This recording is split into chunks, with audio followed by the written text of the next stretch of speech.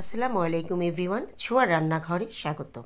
ছোঁয়ার রান্নাঘরে আমার আজকের আয়োজন ইরানি চিকেন কড়াই রেসিপি। এই রেসিপিটা অন্যান্য রেসিপি থেকে একদমই আলাদা আর তৈরি করাও খুবই সহজ।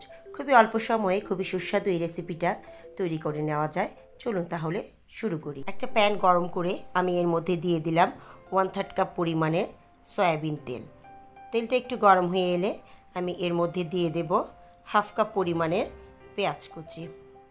পেঁয়াজটাকে বাদামি করে ভাজার কোনো দরকার নেই, এটাকে জাস্ট একটু নরম হওয়া পর্যন্ত নেড়ে চেড়ে নেব। পেঁয়াজটা নরম করে নেব, নরম করে এটাকে ভেজে নেব। পেঁয়াজটা নরম করে ভাজা হয়ে গেছে। এর মধ্যে এখন আমি দিয়ে দেব 1 কেজি পরিমাণের চিকেনটাকে দিয়ে আমি এই চিকেনটাকে ভেজে নেব। চিকেনটার কালারটা পরিবর্তন হওয়া পর্যন্ত এই 2-3 মিনিটের মতন মিডিয়াম আঁচে আমি চিকেনটাকে এই তেলের মধ্যে আর পেঁয়াজের মধ্যে ভেজে নেব। 2-3 মিনিট ভেজে নেওয়ার পরে চিকেনের কালারটা চেঞ্জ হয়ে গেছে। এখন এর মধ্যে দিয়ে দেব 1 চা চামচ পরিমাণের আস্ত জিরাটা দেওয়ার পরে চিকেনটাকে আবারও মিনিট খানেক আমি উল্টে পাল্টে ভেজে নেব। খুব সুন্দর একটা ফ্লেভার বের হয়েছে। জিরা আর চিকেনটা ভাজার একটা অসাধারণ ফ্লেভার বের হয়েছে। এখন চিকেনটাকে ভাজা হয়ে গেছে, এর মধ্যে আমি দিয়ে দেব স্বাদ মতন লবণ। এখন দিয়ে দিলাম 1.5 টেবিল চামচ পরিমাণের আদা বাটা আর 1 টেবিল চামচ পরিমাণের রসুন বাটা। এখানে কিন্তু পেঁয়াজ বাটা ব্যবহার করা যাবে না, আর এখানে কোনো গরম মশলা বা এলাচি দারচিনিও ব্যবহার করব না। তবে আপনারা যদি চান সামান্য পরিমাণের গরম মশলার গুঁড়া ব্যবহার করতে পারেন।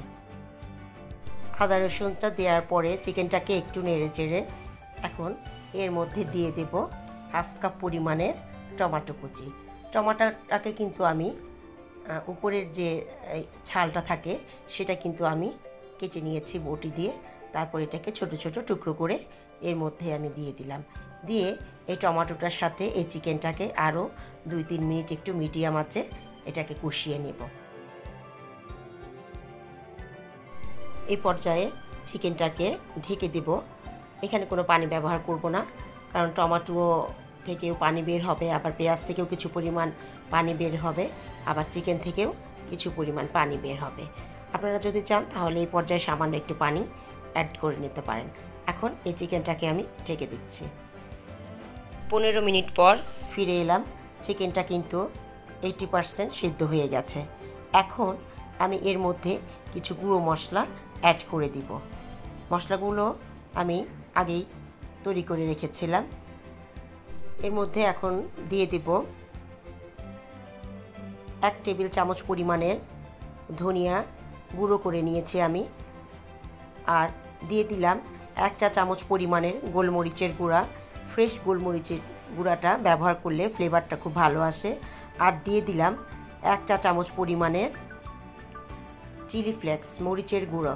মরিচটাকে আমি শুকনো মরিচটাকে গুঁড়ো করে নিয়েছি। এখন এটাকে এই মশলাগুলো দিয়ে বেশ কিছুক্ষণ খুব ভালোভাবে চুলার আঁচটা একটু বাড়িয়ে কষিয়ে নেব। বেশ কিছুক্ষণ এই মশলাটাকে এই চিকেনের সাথে কষিয়ে নেব। কষাতে কষাতে খুব সুন্দর একটা কালার চলে এসেছে আর খুবই সুন্দর একটা ফ্লেভার বের হয়েছে। এখন চিকেনটা তো 80% হয়েই গেছে। এখন এর মধ্যে দিয়ে দেব 1/2 কাপ পরিমাণের একটু পানি। দিয়ে চিকেনটাকে ঢেকে আর অল্প কিছুক্ষণ হাই হিটে চুলায় আমি রেখে দেব। চিকেনটা তৈরি হয়ে গেছে। এখন শেষ পর্যায়ে আমি এর মধ্যে দিয়ে দিলাম 4-5 টুকরো কাঁচামরিচ। এটা আপনারা আস্ত কাঁচামরিচও ব্যবহার করতে পারেন। আমি এটাকে কুচি করে দিয়ে দিলাম। আর দিয়ে দেব ধনিয়া পাতার কুচি আর কাঁচামরিচের কুচির একটা অসাধারণ ফ্লেভার এর থেকে বের হবে। এরপর সবশেষে এটাকে একটু নেড়ে চেড়ে এর মধ্যে অবশ্যই অ্যাড করে দিব 1 টেবিল চামচ পরিমাণের লেবুর রস। এই লেবুর রসটা কিন্তু অবশ্যই ব্যবহার করতে হবে, তাহলে একটা টকটক স্বাদ আসবে। আর এই লেবুর রসটা দেওয়ার ফলে কিন্তু চিকেনটা একদম টক হয়ে যাবে না, জাস্ট একটু স্বাদের ডিফারেন্ট আসবে, এটাই। এখন আমার চিকেনটা আমি নামিয়ে ফেলবো। আপনারা যদি গ্রেভি রাখতে চান, আরেকটু ঝোল রাখতে চান, তাহলে আপনারা আরেকটু আগে নামিয়ে নেবেন, কিন্তু আমি এটাকে একদম ভুনা ভুনাই রাখবো। আর ইরানি কড়াই চিকেনটা এরকম ঝোল ছাড়াই খায়। আমার এই রেসিপিটি যদি আপনাদের ভালো লাগে তাহলে অবশ্যই আমার চ্যানেলটি সাবস্ক্রাইব করে আমার পাশে থাকবেন, আর পাশে থাকা বেল বাটনটা অবশ্যই ক্লিক করে দিবেন। তাহলে আমি কোনো রেসিপি দেওয়া মাত্রই সবার আগে আপনাদের কাছে চলে যাবে। আর যদি ভালো লাগে তাহলে অবশ্যই একটা লাইক দিয়ে দিবেন। তাহলে আরবার ফিরে আসছি অন্য একটা রেসিপি নিয়ে। আল্লাহ হাফেজ।